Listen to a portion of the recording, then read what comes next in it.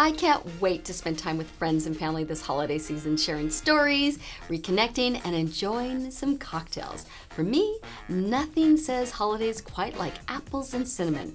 This apple of my eye cocktail combines them both, and the results are delicious. So let's mix one up.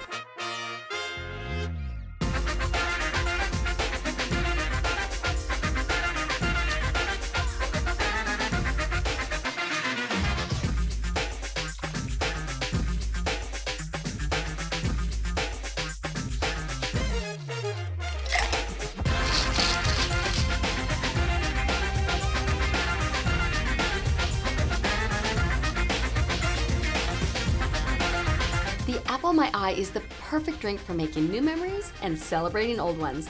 I hope you enjoy it at your next gathering. Cheers!